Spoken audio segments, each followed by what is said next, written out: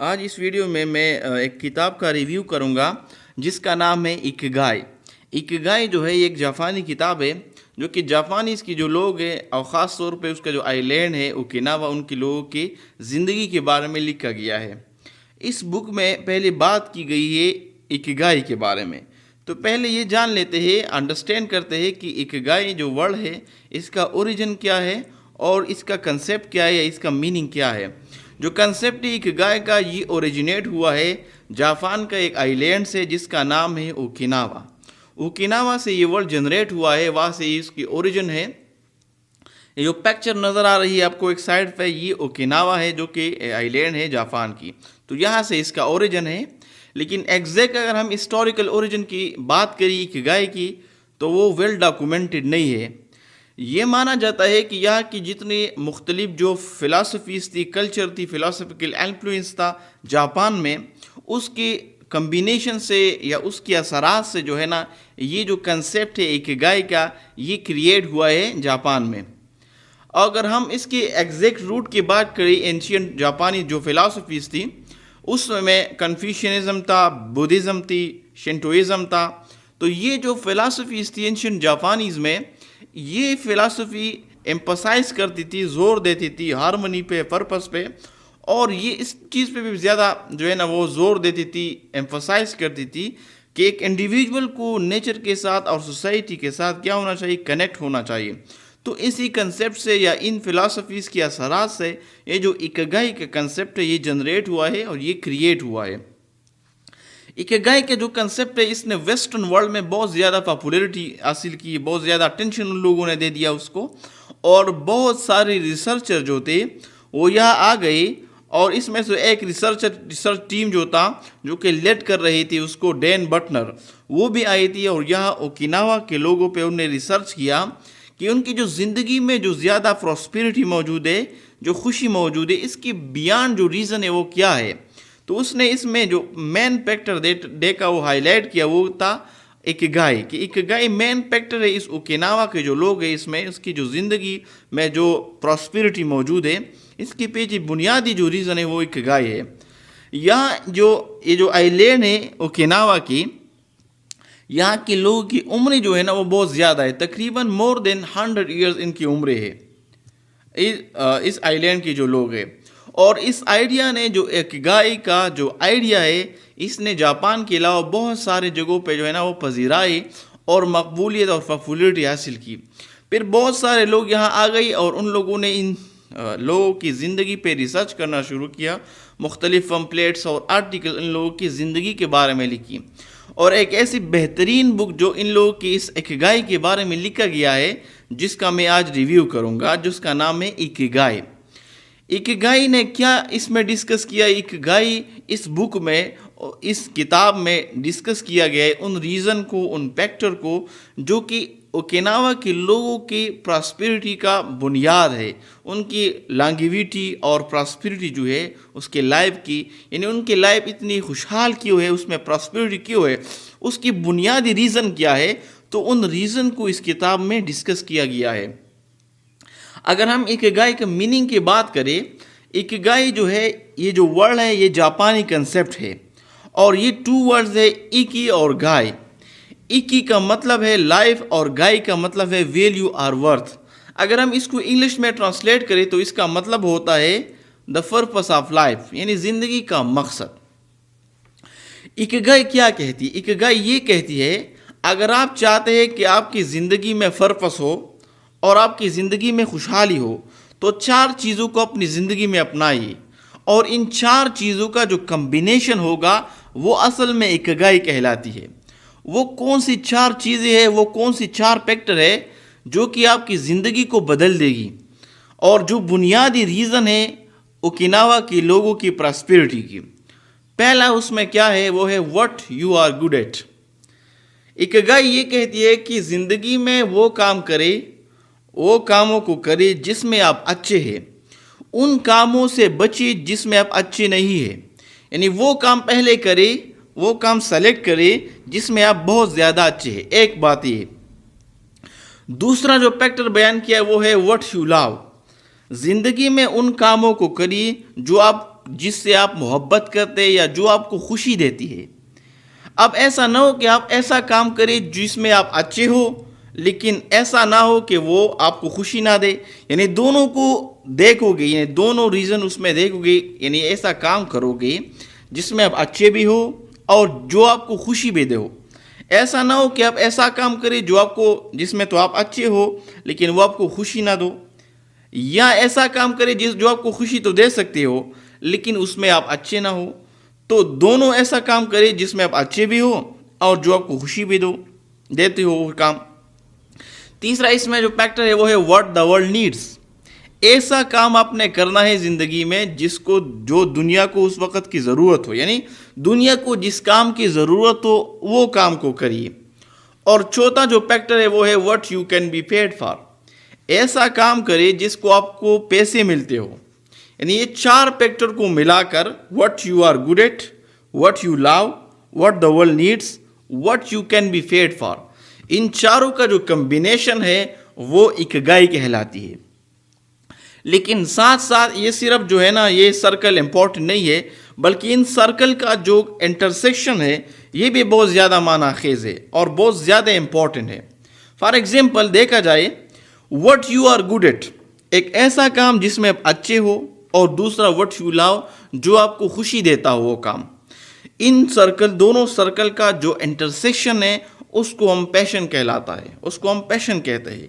यानी जो वर्ड हम मोस्टली ज़िंदगी में यूज़ करते हैं पैशन पैशन, तो इस पैशन का और कोई मतलब नहीं, बल्कि ये इन चारों सर्कल में से दो सर्कल का जो इंटरसेक्शन है उसको पैशन कहा जाता है।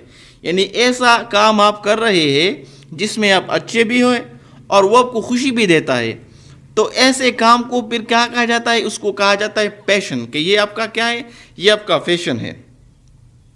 इसी तरह आप ऐसा काम कर रहे हैं जिसमें आप अच्छे हैं, व्हाट यू आर गुड, और ऐसा काम कर रहे हैं what you can be paid for, जिसके आपको पैसे मिलते हैं। यानी ऐसा अकेला काम है जो आपको खुशी भी देता है और जिस काम के आपको पैसे भी मिलते हैं। तो इन दोनों सर्कल का जो इंटरसेक्शन है उसको प्रोफेशन कहा जाता है। यानी जो प्रोफेशन वर्ड हम यूज़ करते हैं अपनी आम जिंदगी में और कुछ भी नहीं है, बल्कि इन दो सर्कल का क्या है, मजमुआ है। ऐसा काम जिसमें आप अच्छे हैं, जिसकी आपको पैसे मिलते हैं। और बहुत सारे लोग यहाँ पे स्ट्रक हुए हैं, यहाँ पे फंसे हुए हैं, क्योंकि वो एक ऐसा काम कर रहे हैं जिसमें वो अच्छे भी हैं और जिसके उसको पैसे भी मिलते हैं, लेकिन खुशी नहीं मिलती। उसकी वजह ये है कि ये इन दोनों सर्कल का मजमुआ है, सिर्फ और सिर्फ दो सर्कल का, जो जिसमें आप अच्छे हैं और जिसके आपको पैसे मिलते हैं। इसलिए प्रोफेशन जो होते हैं, प्रोफेशन में ये दो सर्कल काम आते हैं। बाकी जो खुशी का फैक्टर है वो इसमें शामिल नहीं है। तो इसलिए बहुत सारे लोग यहाँ पे फंसे हुए हैं और अपने प्रोफेशन से जो है ना वो टायर हो चुके हैं। वो कहते हैं कि जिस काम को हम कर रहे हैं उसमें अब अच्छे भी हैं, पैसे भी मिलते हैं, लेकिन हमें खुशी नहीं मिल रही। उसकी बुनियादी वजह क्या है? उसकी बुनियादी वजह ये कि इसमें जो खुशी का जो फैक्टर है, व्हाट यू लव, वो शामिल इसमें नहीं है। तो सिंपली ये हुआ, जो प्रोफेशन का वर्ड इस्तेमाल करते हैं हम, वो इन दो सर्कल का मजमुआ है। इसी तरह जो वोकेशन है, एक ऐसा काम आप कर रहे हैं जिसके आपको पैसे भी मिलते हैं, what you can be paid for, और ऐसा काम भी है वो जिसको दुनिया को उस काम की ज़रूरत भी है। यानी कि आप एक ऐसा काम कर रहे हैं जिसको दुनिया की ज़रूरत भी है, दुनिया को उस काम की ज़रूरत भी है, और साथ साथ उस काम के आपको पैसे भी मिलते हैं। तो इन दोनों सर्कल का जो इंटरसेक्शन है, वो क्या है, उनको कहते हैं वोकेशन। तो वोकेशन और कुछ भी नहीं है, बल्कि इन दो सर्कल का क्या है, इन दोनों सर्कल का मजमुआ है। और लास्ट जो इंटरसेक्शन बचता है वो है एक ऐसा काम जो आपको खुशी भी देता हो, व्हाट यू लव, और व्हाट द वर्ल्ड नीड्स, और दुनिया को जिस काम की ज़रूरत भी हो। यानी आप एक ऐसा काम कर रहे हैं जो आपको ज़िंदगी में खुशी भी देता हो और साथ साथ दुनिया को उस काम की ज़रूरत भी है। तो इन दोनों सर्कल का जो मजमुआ है और जो इंटरसेक्शन है वो है मिशन। तो मिशन और कुछ भी नहीं है, इन दोनों सर्कल का मजमुआ है।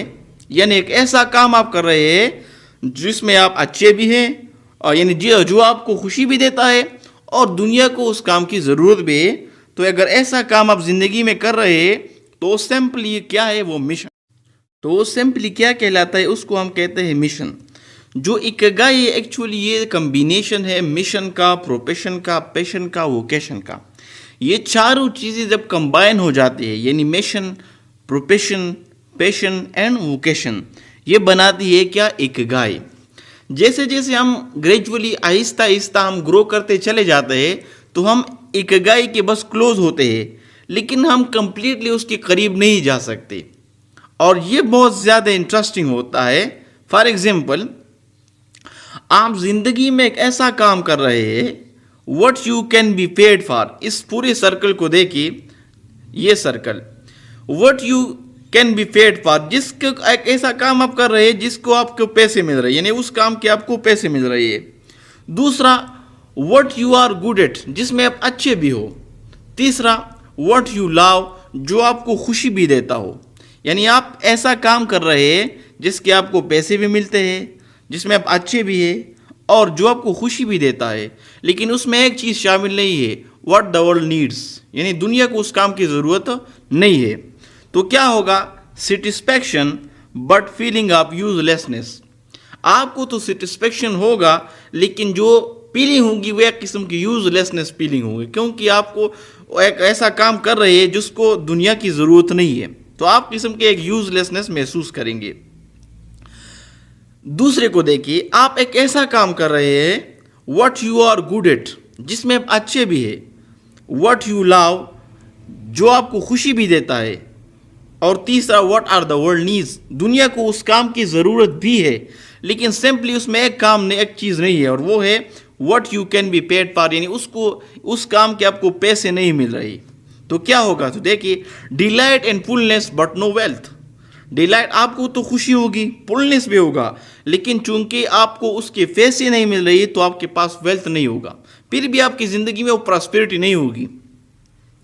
तीसरे को देखिए, आप एक ऐसा काम कर रहे हैं what you are good at, जिसमें आप अच्छे भी हैं। What you can be paid for, जिसके आपको पैसे भी मिल रही है। व्हाट द वर्ल्ड नीड्स, उस काम की दुनिया को ज़रूरत भी है, बट उसमें एक चीज़ नहीं है, वो है व्हाट यू लव, यानी वो आपको खुशी नहीं देता। तो फिर क्या होगा, कामटेबल बट फीलिंग ऑफ एम्प्टाइनेस। ऐसा होगा कि आप तो उसमें कंफर्टेबल होंगे, लेकिन चूंकि आपको कम खुशी नहीं देता, आपके अंदर वो खुशी, वो सेटिस्फेक्शन जो है ना, वो नहीं होगा। तीसरा, आप एक ऐसा काम कर रहे हैं व्हाट यू लव, जिसको आप, जो आपको खुशी भी देता है। व्हाट द वर्ल्ड नीड्स, दुनिया को उस काम की ज़रूरत भी है।